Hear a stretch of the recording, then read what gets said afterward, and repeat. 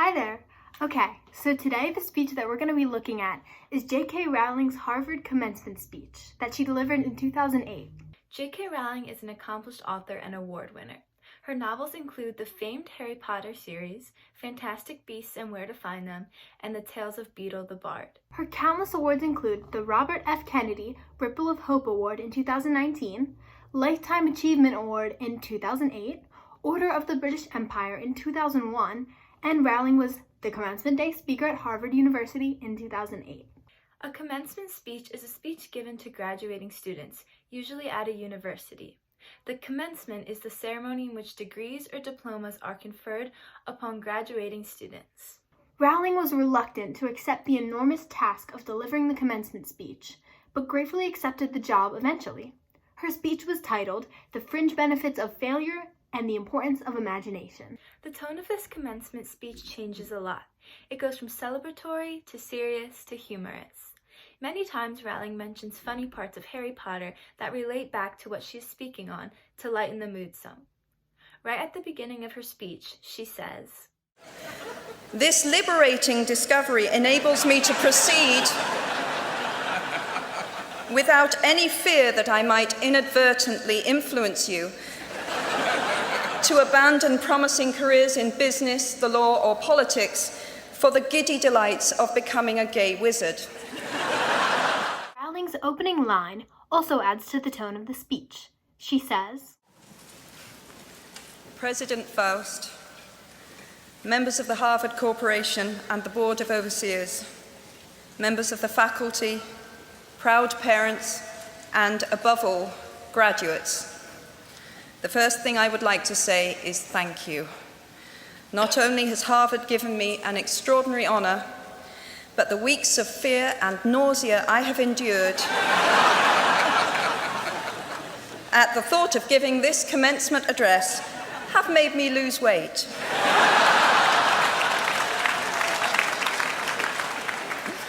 A win-win situation. Now all I have to do is take deep breaths, squint at the red banners, and convince myself that I am at the world's largest Gryffindor reunion." Not only is this entrance funny and lighthearted, it warms the audience up to her speech and what she'll have to say. It does so by making her seem relatable, as she was nervous and almost throwing up at the thought of giving a speech in front of thousands of people, which anybody in the audience can relate to. Next, I'll be analyzing some rhetorical strategies that Rowling uses. The first paragraph that I'd like to look at is one that comes close to the end of her speech. Burden. If you choose to use your status and influence to raise your voice on behalf of those who have no voice, if you choose to identify not only with the powerful but with the powerless, if you retain the ability to imagine yourself into the lives of those who do not have your advantages, then it will not only be your proud families who celebrate your existence, but thousands and millions of people whose reality you have helped change. In this paragraph, she uses "if you" many times. She uses repetition to show examples of what the audience can do to use their voice to help others. She follows the repetition with the effect that describes what will happen if they decide to use the power that they have. My favorite line in this speech also comes in this paragraph, which is, "We do not need magic to transform our world. We carry all the power we need inside ourselves already. We have the power to imagine better." Because she alludes to her roots, Harry Potter, and in doing so, strikes a chord with any fan in the audience. By doing this, there is no doubt that line has inspired, and touched hearts in her audience. She tells them all the power they need is within. And in doing so, gives her audience another little push that any sort of effort they have to change the world is within them, and they have the magic within themselves. About a little before halfway through Rowling's speech, she starts with her rhetorical questions. After speaking with a lighter tone about how fun failure is, she says, "So why do I talk about the benefits of failure?" She chose to include this rhetorical question to segue into a more serious topic. She also includes this to connect with her audience and get them thinking. She wants them to be a little shaken from this abrupt change in her tone. She does this by using a question that is a topic that would confuse most. The audience would say, "Benefits of failure? That doesn't make sense." But she keeps on speaking on why it does make sense and is in fact true, and they can relate back to the original question she asked them. This is a perfect example of how her tone changes throughout. Just within this sentence, she is serious at the beginning with a true and important message, but to the end of the sentence, she is humorous and compares it to Harry Potter. This makes the listeners, the intended audience, which is the Harvard graduates of 2008, understand that there can be some humor in these situations, but what Rowling is saying is a piece of advice that they need to keep with them forever because it's valuable. The frequent change in tone keeps the readers engaged in what she is speaking on and truly listen, which is her goal.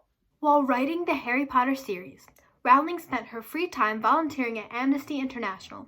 She had this to say about her time there. Amnesty mobilizes thousands of people who have never been tortured or imprisoned for their beliefs to act on behalf of those who have. The power of human empathy leading to collective action saves lives and frees prisoners. Ordinary people whose personal well-being and security are assured, join together in huge numbers to save people they do not know and will never meet. My small participation in that process was one of the most humbling and inspiring experiences of my life. Within this paragraph, Rowling's rhetorical choice is to use certain vocabulary to motivate and inspire her audience, which in fact goes back to her main goal of showing that we have the power to make the world better. Rowling uses thousands to show the outreach and how many people are involved. She also uses the words tortured and imprisoned, which exemplify the severity of these situations.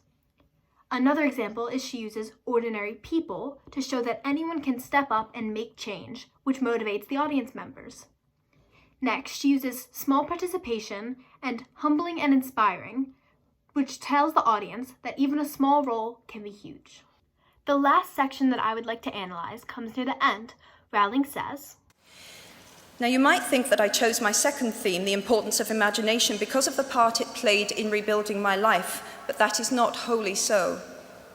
Though I personally will defend the value of bedtime stories to my last gasp, I have learnt to value imagination in a much broader sense. Imagination is not only the uniquely human capacity to envision that which is not, and therefore the fount of all invention and innovation. In its arguably most transformative and revelatory capacity, it is the power that enables us to empathize with humans whose experiences we have never shared. Here, Rowling does what not many writers do, explicitly tell their theme. By doing so, Rowling makes the choice to be blatantly honest with her audience, and even more upfront with what message she wishes to deliver. This makes imagination and the value of possessing it so much more important to her listeners. Not only does Rowling describe imagination as important, she says it is the power that enables us to empathize with humans whose experiences we have never shared. This sentence ties back to her time volunteering and relays the message that she helped in the way she could because her extensive imagination led her to wish for a better world and go do something about it, which is exactly what this paragraph implores her listeners to do. Why it changed the world. We believe this speech changed the world because it taught so many young adults that they do not need magic to change the world. They just need to believe in themselves and the power they have internally. Coming from an author who is famous for writing about magic that is very inspiring to hear, she touches on many subjects that young adults don't hear about much anymore, like imagination. To conclude with our presentation, we would like to play the ending of J.K. Rowling's speech. We would like to play it because her ending captures the light-hearted yet meaningful and inspiring tone that she wishes to convey to her audience. I am nearly finished. I have one last hope for you, which is something that I already had at 21. The friends with whom I sat on graduation day have been my friends for life.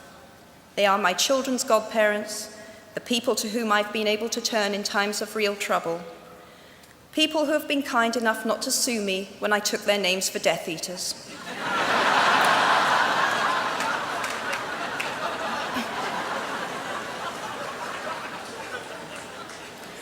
At our graduation, we were bound by enormous affection, by our shared experience of a time that could never come again, and of course, by the knowledge that we held certain photographic evidence that would be exceptionally valuable if any of us ran for Prime Minister. So today, I wish you nothing better than similar friendships. And tomorrow, I hope that even if you remember not a single word of mine, you remember those of Seneca, another of those old Romans I met when I fled down the classics corridor in retreat from career ladders in search of ancient wisdom. As is a tale, so is life. Not how long it is, but how good it is what matters. I wish you all very good lives. Thank you very much.